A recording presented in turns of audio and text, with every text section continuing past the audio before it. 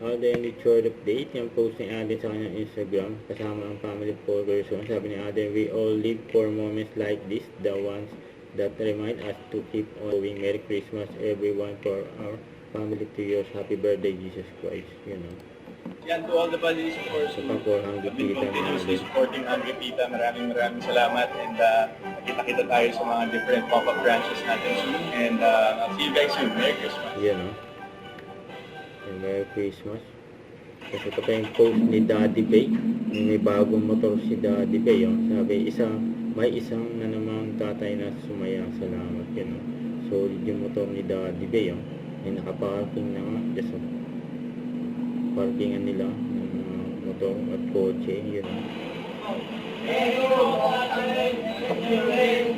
Yan o. May pa-Only McDo pa nga si Alden sa Ken Credit Design. Yan, sila yung nag-design. Ayan o, pinakita pa nga yung video paano nila ginawa. Ayan, mga Christmas decor dyan sa McDo ni Alden. Kaya Only McDo. Ayan, yan, taon-taon sila yung nagdi-design sa McDo ni Alden.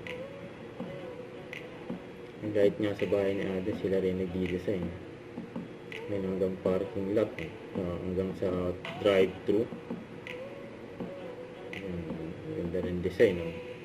Bigyan nila ng pailaw yan. Ganda yan lalo na sa gabi. Kaya kita ang liwanag. Yan sa drive-thru. Yan sa mag-McDo. Yan gawan Ken Creative Design. Yan po. May Christmas tree pa sa loob.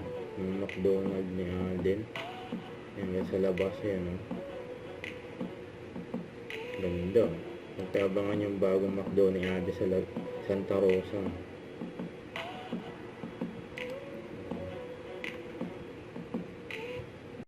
Don't forget to subscribe, click the notification bell for more update. This is Richard the Action Vlog. Stay tuned for more videos. See ya.